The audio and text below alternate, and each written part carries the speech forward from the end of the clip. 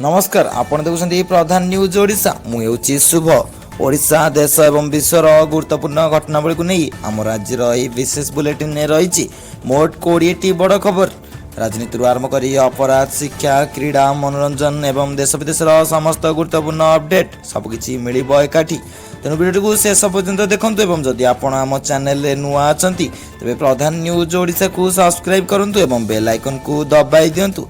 आसंता आरंभ करवा आज 20टी बड़ खबर।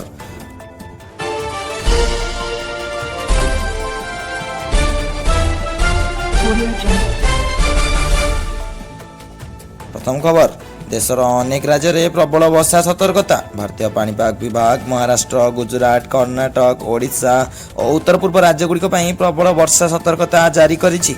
मौसुमी वर्षा देशर अधिकांश अंचल को आवरण करुथिबारु अनेक स्थान में बन्या आशंका बढ़ी। तेज भारत अमेरिका वाणिज्य आलोचना गुरुत्वपूर्ण पर्यायर भारत और अमेरिका मध्य अंतरीण वाणिज्य चुक्ति को नहीं उच्च स्तरीय आलोचना चली। उभय देश बजार प्रवेश रप्तानी एवं विनियोग वृद्धि उपर विशेष गुरुत्व देउछंती। तेज अरुणाचल प्रदेश में आकस्मिक बन्या परिस्थिति अविरत वर्षा कारण अरुणाचल प्रदेश किसी अंचल में आकस्मिक बन्या और भूस्खलन देखा देइछि। प्रशासन पक्षर सतर्कता जारी होइतिबा बेले उद्धार दल घटनास्थल में नियोजित होइछंती।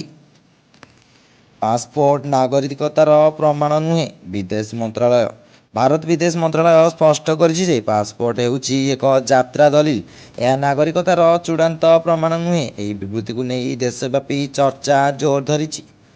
पंचम खबरटी आसी पहुँची जाइए दर्शक बंधु वीडियो को लाइक करनथिले लाइक कर दिंतु एक शेयर कर दिंतु कारण आपको समस्त खबर एटारे सत्य खबर मिल जाए। हाँ आज्ञा फ्रांस रे रेकर्ड गरम जारी है हिट अलर्ट फ्रांस रे चलित वर्षर सर्वाधिक तापमात्रा रेकर्ड होइछि। अत्यधिक गरम कारण किसी सहर में विद्युत सेवा बाधाप्राप्त होता बेले स्वास्थ्य सतर्कता जारी कर जाइछि। तेज ईरान परमाणु केन्द्र परिदर्शन करेंगे जातिसंघ निरीक्षक जातिसंघ परमाणु निरीक्षण संस्था ईरान परमाणु केन्द्र गुड़िक परिदर्शन करेंगे घोषणा करिछि। यह पदक्षेप को मध्यप्राच्य में उत्तेजना कमाइबा दिगरे एक सकारात्मक पदक्षेप बोली कुहाଯାଉଛି।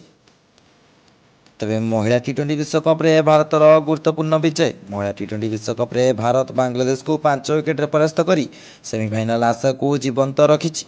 शेफाली वर्मा आकर्षणीय बैटिंग दल को यह गुरुत्वपूर्ण विजय देइछि। तेज आयरलैंड गस्त में भारतीय क्रिकेट दल भारतर आयरलैंड गस्त को नहीं क्रिकेट प्रेमी उत्साह बढ़ी। 15 वर्षीय युव प्रतिभा वैभव सूर्यवंशी भारत में आंतर्जातीय डेब्यूट करपारती बोली चर्चा चली। तेज भारतीय मूलर जय मुंद्रा आयरलैंड दल में सामिल भारतीय मूलर अलराउंडर जय मुंद्रा को आयरलैंड टी20 दल में सामिल कर भारत विपक्ष श्रृंखल से निज जन्मभूमि विरुद्ध में प्रथम आंतर्जातीय मैच खेलिबार सुजोग पाइपारती। दर्शक बंधु आसी पहुंचीगला दशम खबर। दर्शक बंधु भुवनेश्वर में जातीय एथलेटिक्स प्रतियोगिता आरंभ हो सारी भुवनेश्वर में जातीय inter state senior athletics championship आरंभ होइछि। देशर विभिन्न राज्यर श्रेष्ठ एथलेट मैंने एथिरे भाग नहीं एशियन गेम्स योग्यता हासिल करिबारे लक्ष्य रखिछंती। भारत में एआई और क्लाउड क्षेत्र को बड़ विनियोग अमेरिकीय प्रजुक्ति कंपानी आमाजन 2030 सुधा भारत में अतिरिक्त $13 बिलियन विनियोग कर घोषणा कर मुंबई और हैदराबाद में एआई और क्लाउड भित्तिभूमि विकास उपर निवेश कर भारत अमेरिका वाणिज्य चुक्ति चूड़ांत पर्यायर केंद्र वाणिज्य मंत्री पीयूष गोयल कहते भारत और अमेरिका मध्य वाणिज्य चुक्ति प्राय चूड़ांत पर्यायर पहुंची। शुल्क रप्तानी और बजार प्रवेश को नहीं उभय देश मध्य आलोचना जारी रही।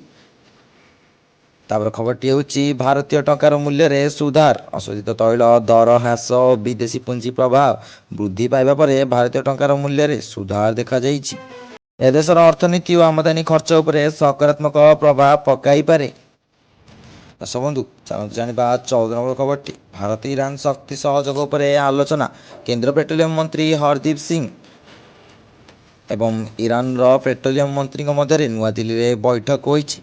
उभय देश तैल और शक्ति क्षेत्र में सहयोग वृद्धि नहीं आलोचना करछंती। चलते जाना 15 नंबर खबर उपर ओडिशा समेत अनेक राज्य में भारी वर्षा आशंका भारतीय पाणीपाग विभाग ओडिशा झारखंड छत्तीसगढ़ कर्णाटक और महाराष्ट्र केतक जिले में भारी वर्षा वज्रपातर सतर्कता जारी करिछि। प्रशासन लोकों को सतर्क रहिबाकु अनुरोध करिछि। ତେବେ ଖରିଫ ଚାଷ ପାଇଁ ମୌସୁମୀ ବର୍ଷା ଆଶ୍ୱସ୍ତି ଆଣିଲା। 2 ସପ୍ତାହର ମନ୍ଥରତା ପରେ ମୌସୁମୀ ବର୍ଷା ପୁଣି ଗତି ଧରି ଦେଶର ମଧ୍ୟଭାଗକୁ ଅଗ୍ରସର ହୋଇଛି। ଏହା ଖରିଫ ଫସଲ ବୁଣା କାର୍ଯ୍ୟକୁ ଗତି ଦେବା ସହ ଚାଷୀଙ୍କ ମଧ୍ୟରେ ନୂଆ ଆଶା ସୃଷ୍ଟି କରିଛି। ତାପରେ ଖବରଟି ଏକ ଖେଳ ଖବର। ଆଜ୍ଞା, ଆୟାରଲ୍ୟାଣ୍ଡ ଗସ୍ତରେ ଆରମ୍ଭ କରିବେ ଭାରତୀୟ କ୍ରିକେଟ ଦଳ। ଆଜିଠାରୁ ଭାରତ ଓ ଆୟାରଲ୍ୟାଣ୍ଡ ମଧ୍ୟରେ 2 ମ୍ୟାଚ୍ ଟି20 ଶୃଙ୍ଖଳାର ଆରମ୍ଭ ହେବ। ଯୁବ ବ୍ୟାଟର ବୈଭବ ସୂର୍ଯ୍ୟବଂଶୀଙ୍କ ସମ୍ଭାବ୍ୟ ଡେବ୍ୟୁକୁ ନେଇ କ୍ରିକେଟ ପ୍ରେମୀଙ୍କର ଉତ୍ସାହ ବଢ଼ିଛି। ତାପରେ ଖବରଟି ହେଉଛି ଭାରତ ବ୍ରିଟେନ ବାଣିଜ୍ୟ ଚୁକ୍ତି କାର୍ଯ୍ୟକାରୀ ପାଇଁ ପ୍ରସ୍ତୁତି। କେନ୍ଦ୍ର ବାଣିଜ୍ୟ ମନ୍ତ୍ରୀ ପୀୟୂଷ ଗୋୟଲ ବ୍ରିଟେନ ଗସ୍ତରେ ଯାଇ ବାଣିଜ୍ୟ ଚୁକ୍ତି କାର୍ଯ୍ୟକାରୀ କରିବା ନେଇ ଆଲୋଚନା କରୁଛନ୍ତି। ଆସନ୍ତା ଜୁଲାଇରୁ ଏହି ଚୁକ୍ତି ଲାଗୁ ହେବାର ସମ୍ଭାବନା ରହିଛି।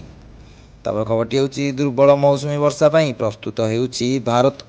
କେତେକ ଅଞ୍ଚଳରେ ବର୍ଷା ସ୍ୱାଭାବିକଠାରୁ କମ୍ ରହିବାର ଆଶଙ୍କା ଥିବାରୁ କେନ୍ଦ୍ର ସରକାର 30ରୁ ଅଧିକ ଜିଲ୍ଲା ପାଇଁ ବିକଳ୍ପ କୃଷି ଯୋଜନା ପ୍ରସ୍ତୁତ କରିଛନ୍ତି। ଚାଷୀଙ୍କ କ୍ଷତି କମାଇବା ଏହାର ମୁଖ୍ୟ ଉଦ୍ଦେଶ୍ୟ।